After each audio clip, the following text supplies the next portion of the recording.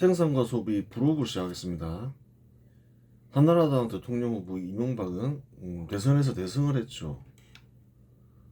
대선보다 더 중요한 사건이 뭐였나요? 민주당계 정당들이 통합을 해서 단일 후보를 냈지만 정동영 후보는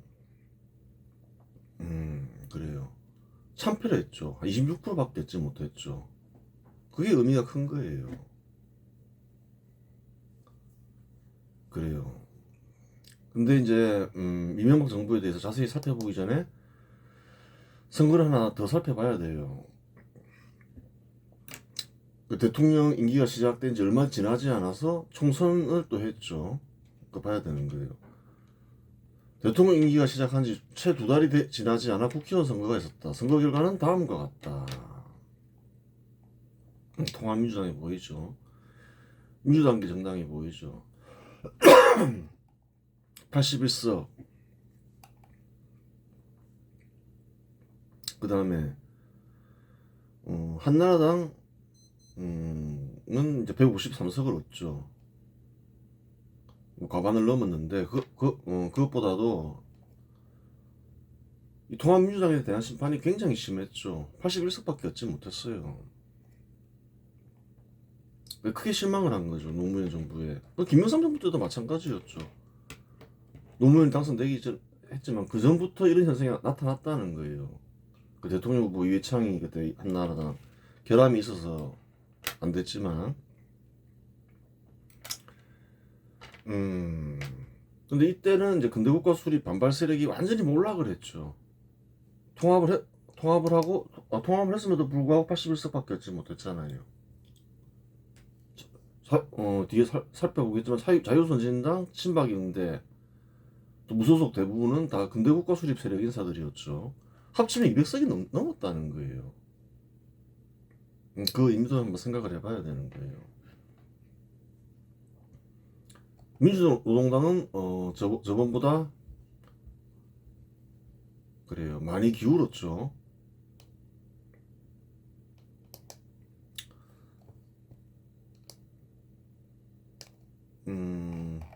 그것도 한번 볼 필요가 있어요. 저번에는 한 10석 얻었는데 5석밖에 얻지 못했죠.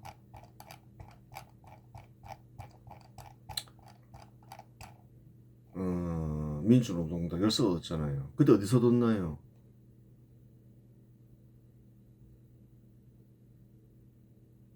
울산에서 2석 얻었잖아요. 근데 울산에서 몇 석 얻었나요? 민주노동당이 한 석도 얻지 못했다는 거예요. 그래서 이제 예전에 이제 그런 얘기가 있었죠. 민주노동당이건 좀 같은 계열로 또 뭐가 있나요? 정의당이 있었죠. 잘 보라는 거예요. 울산에서 누가 승리했나요? 한나라당이 승리했다는 거예요. 그전에는 민주노동당이 승리했죠. 그러니까 민주노동당, 정의당, 정의당을 지지하는 표는 다 좌파 계열이다. 그렇게 보면 안 된다는 거예요. 그전에는 민주노동당을 지지했던 유권자들이 누굴 지지했나요? 한나라당을 지지했다는 거예요.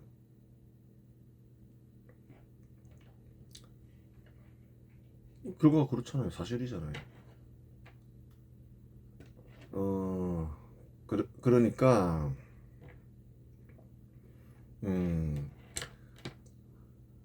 민주노동당을 지지하는 사람들이 다 근대국가 수립 반발 세력 인사들이다. 좌파 계열 인사들이다. 그렇게 볼 수가 없다는 거예요.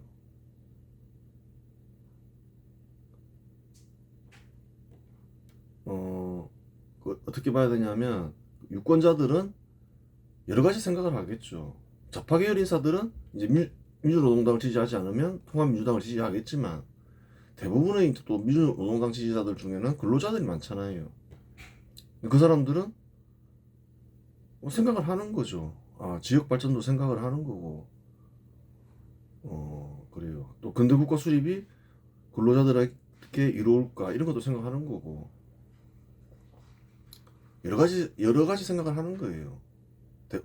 대부분 민주노동당 지지자들은 민주노동당이 자기 입장을 좀 이렇게 자기 이익을 대변하지 않을까 그런 생각을 할 때 민주노동당을 지지하는 거죠. 그게 아니라고 생각하면 뭐 다른 생각을 하면서 선거한다는 거예요. 지역 발전하는 게 좋지. 그 군대 국가 수립을 하는 게 근로자들한테 더 이롭지. 산업화하는 게. 그렇게 생각하면서 산다는 거예요. 그러니까 굉장히 잘못된 생각 중에 하나가 민주노동당 지지자들은 다 좌파 세력 인사들일 것이다. 그 잘못된 생각이라는 거예요. 그렇고 한번 보겠습니다. 손학규의 대통합민주신당은 2008년 2월 11일 박상천의 민주당과의 합당을 선언하고 2월 17일 통합민주당을 창당했다. 그렇죠. 그 민주당계 정당이 분열되어 있었죠. 박상천이 민주당에 남아 있었다는 거예요. 그것을 이제 대통합민주신당이 손학규의 대통합민주신당과 박상천 민주당이 이제 합당을 해서 완전히 단일화하죠. 정당을 통합하죠. 이로써 손학규와 박상천이 공동대표를 맡아 제18대 총선을 준비하게 되었다. 통합민주당은 참여정부의 실책과 대선 패배의 그림자를 지우고 전통적인 민주당 지지층을 결집하여 4월 9일에 치러지는 제18대 국회의원 선거에서 승리하고자 했다. 이제 안돼. 열린우리당 안돼. 노무현 안돼. 과거의 이제 민주당 지지자들을 다시 확보해야 돼. 이렇게 된 거예요.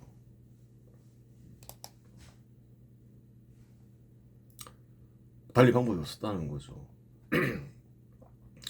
2007년 제17대 대통령 선거에서 한나라당 이명박 후보에게 패배했던 무소속 이회창 전 총재는 대선 직후인 2008년 2월 충청도에 기반한 정치인과 한나라당 이회창계 인사들과 함께 자유선진당을 창당했다. 한나라당을 탈당한 이창계 인사들 있겠죠. 2017년까지 당대표를 2002년까지 당대표를 맡았잖아요.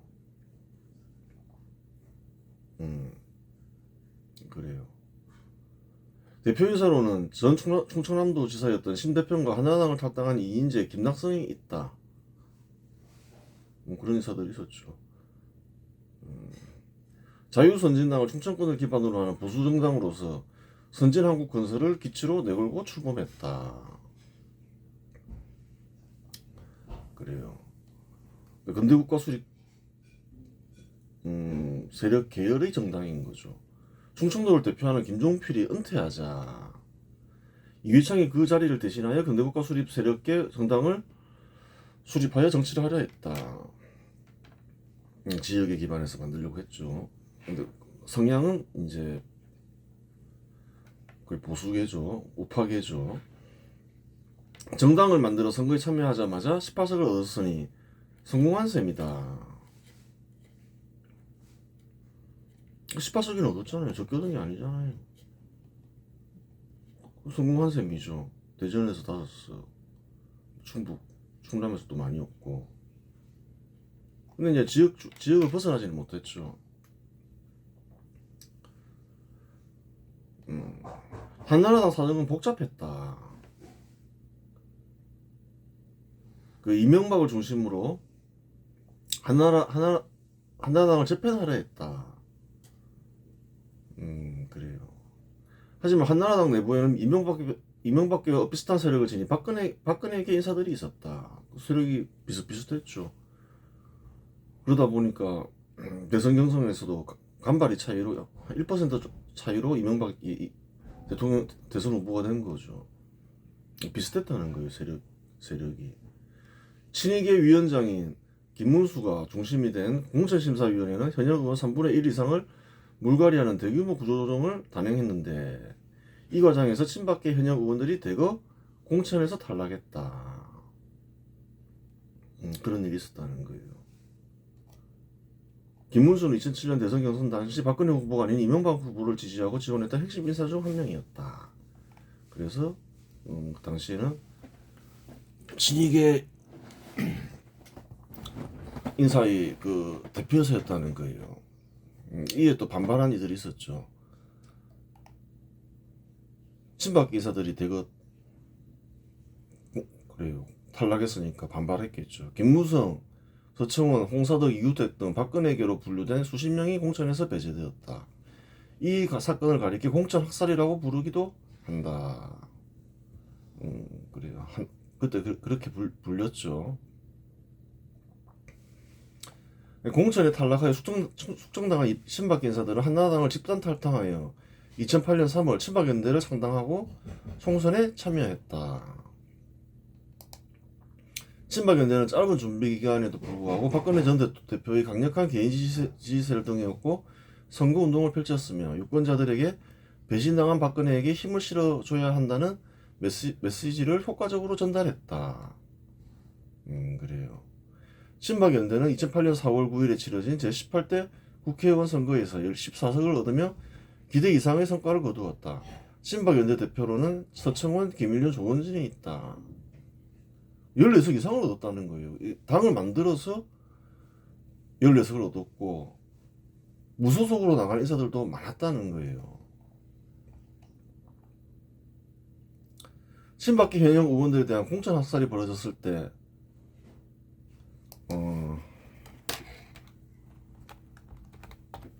학살당한 의원들은 두 갈래로 갈라졌다. 한 갈래는 친박연대를 창당하여 정당의 깃발을 들고 선거에 나섰고 다른 갈래는 무소속으로 선거에 나섰다. 공천에서 탈락한 채 무소속으로 출마한 친박계 인사들은 원내에서 서로 협력하고 박근혜 전 대표의 뜻을 함께한다는 의미에서 언론과 정치권에서 친박 무소속 연대라고 불렸다. 이 숫자도 굉장히 많았다는 거예요.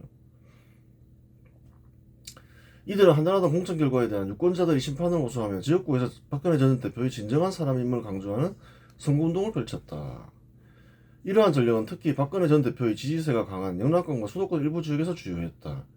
친박 무소속 후보들은 한나라당 공천 후보와 맞붙었음에도 불구하고 높은 인지도와 박근혜의 후광에 입어 다수 당선되었다. 대표이사로는 김무성, 홍사덕, 유승민 등이 있다. 그랬다는 거예요. 그래요. 무소속도 많이 당선됐죠. 부산에서도 5석이나 되고 그랬다는 거예요. 경북에서도 5석이나 되고 한나라당 출신이 아니라 그래요. 이게 무소속이 그렇죠. 그런 인사들이겠죠.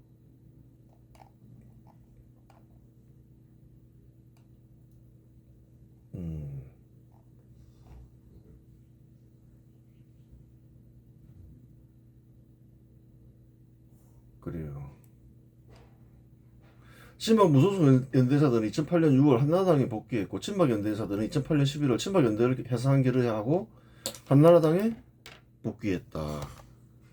이로써 박근혜는 한나라당에서 대통령도 어찌할 수 없는 실력자로 떠올랐다. 그 얻은 의석이 몇 개인가요? 거의 막 40석? 육박하잖아요. 그래요. 그러니까 그래요. 한나라당 통합민주당이 압승했다. 근대국가 수립 세력 때 근대국가 수립 반발 세력의 대결로 보면 근대국가 수립 세력의 지지를 받은 정당은 이명박의 한나라당, 이회창의 자유선진당, 박근혜의 친박연대, 무소속으로 당선된 23명의 친박 무소속 연대가 있다. 23명은 좀 확인을 해봐야 되겠죠. 너무 많죠. AI가 23명이라서 23명이라 했는데 좀 확인을 해봐야 돼요. 이들을 모두 합치면 208석이다. 23석까지 안 되더라도 200석이 넘어버리죠. 헌법을 개정할 수 있는 의석을 훨씬 넘어버렸죠. 반면에 근대국가 수립 반발 세력의 지지를 얻어 당선된 이들은 통합민주당과 민주노동당을 합쳐 보아야 고작 86석이었다. 그래요. 반발 세력이라 해서 86석이라 했는데 민주노동당 의석은 또 순전히 근대국가 수립 반발 세력 인사표가 아니라 했죠. 아닐 수도 있다고 했죠. 경우에 따라서는 울산에서 표가 나오지만 또 울산에서 표가 안 나오잖아요. 민주노동당이 표를 얻은 곳이 어딘가에 보자는 거예요. 경남 2석이죠. 대충 창원 지역으로 보이죠. 이 지역은 또 울산처럼 경우에 따라서 한나라당의 표가 많이 갈 수 있다는 거예요. 똑같다는 거예요. 정의당도 마찬가지였다는 거예요. 옛날에 근대국가 수립 반발 세력 인사들은 정의당 표가 다 자기 표라 생각하지만 정의당이 안 나왔으면 민주당을 지지했을 거다라고 생각을 하지만 그렇지 않다는 거예요.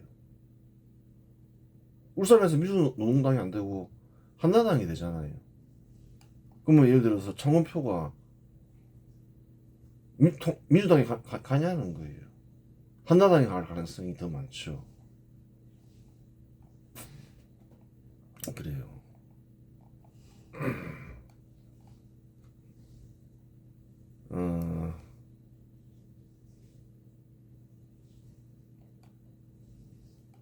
한나라당은 통합민주당이 압승했죠. 151석 얻었죠. 통합민주당은 합쳤음에도 81석밖에 안 됐고 거의 2배에 육박하죠. 근대국가 수립 세력 때 근대국가 수립 반발 세력의 대결로 보면 근대국가 수립 세력의 지지를 받은 정당은 이명박의 한나라당, 이회창의 자유선진당, 박근혜의 친박이었는데 무소속으로 당선된 23명의 친박 무소속 연대가 있다. 이들을 모두 합치면 208석이다. 사실이 그랬다는 거예요. 좀 208석보다 좀 못할 수는 있는데 200석이 넘었다는 거예요. 반면에 근대국가 수립 반발 세력의 지지를 얻어 당선된 이들은 통합민주당과 민주노동당을 합쳐 보야 고작 86석이었다. 박정희 정부부터 노태우 정부까지는 군사정부이다. 사실이죠 뭐. 10살 정도의 나이가 되었을 때 노태우 정부가 집권하였다면 군사정부를 경험했다고 말할 수 있다. 대충 분위기는 알죠. 사회 분위기가 어떻고 어떻게 돌아가는지는 안다는 거예요.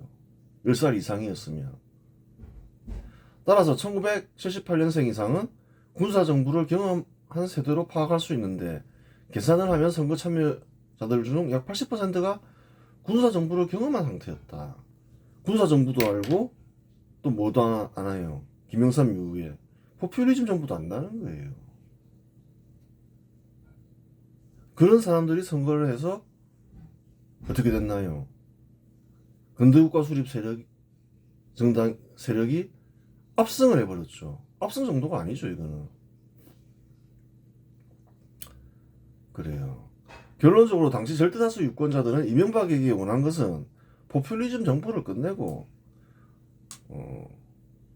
군사정부를 계승하여 개혁정부가 되라고 명령을 내린 셈이었다. 그거였죠. 2006년 지방자치단체 선거 결과, 2007년 대통령 선거 결과, 2008년 국회의원 선거 결과가 동일하니 이는 분명한 사실이다. 똑같이 계속 나왔다는 거예요. 근대국가 수립 반발 세력의 참패. 그렇잖아요. 똑같잖아요. 계속.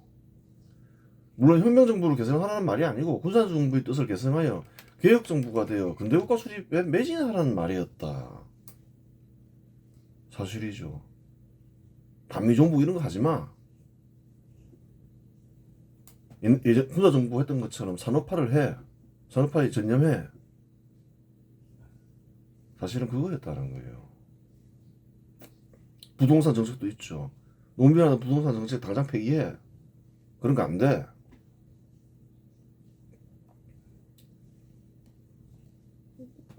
분명한 사실이라는 거예요, 이거는. 구체적으로 말하자면 산업정책으로는 김대중과 노무현이 실시한 대기업 억제 중소기업 정책과 빚을 이용한 복지정책을 거치고 군사정부가 했던 것처럼 산업화를 통한 근대국가 수립에 몰두하라는 말이다. 또한 복지정책을 실현하더라도 근전전형 속에서 해. 이 말인 거죠. 그러니까 포퓰리즘 하지 말라는 거였다는 거예요. 또한 부동산 정책으로 경제적 평등을 달성하려는 터무니없는 짓은 그만두고 군사정부가 했던 것처럼 주택 공급, 구체적으로 말하면 아파트를 공급하는 데 집중하는 말이었다. 그래서 또 이명박이 뜬 거라는 거예요. 이명박이 이제 산업화를 대표하는 인사였기 때문에 뜬 것도 있죠. 산업화를 대표하는 인사가 있기 때문에 떴다는 말은 또 뭔가요? 군사정부를 개성하라는 말이었다는 거예요. 박정희도 마찬가지였죠. 박근혜도 마찬가지였죠. 그런 현상은 이인재 때 나타났죠, 사실은. 근데 2007년 선거에서 확실하게 드러났죠. 압승시키면서. 그러자면 노무현 때 제정되고 실시된 부동산 관련 법과 정책을 모두 폐기해야 했다. 다 폐기하라고 뽑아준 거라는 거예요.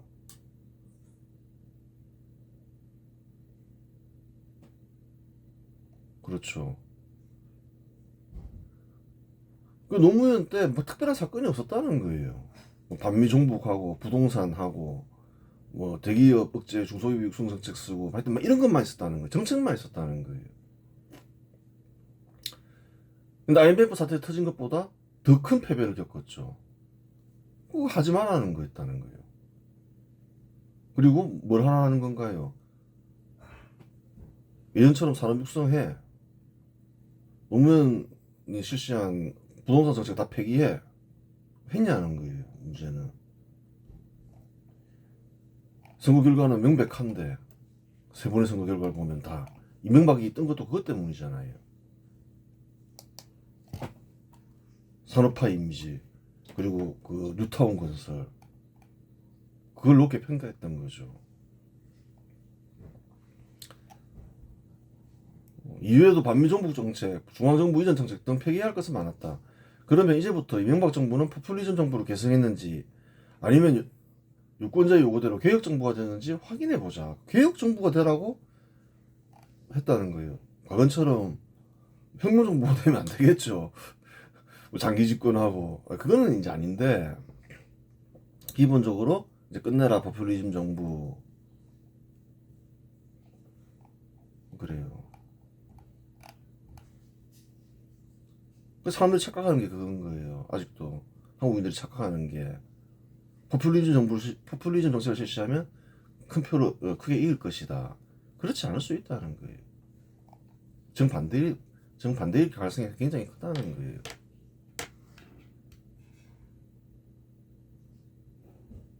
아니 탄핵을 당해가지고 거의 멸망할 뻔한 새누리당이 그때 자유한국당인가 그렇죠. 부활한 이유도 포퓰리즘 정책을 실시하니까 계속 세력이 확장되면서 대통령까지 사실은 된 거라는 거예요.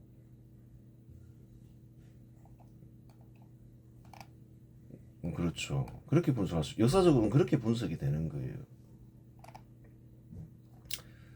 이번 시리즈 마치겠습니다.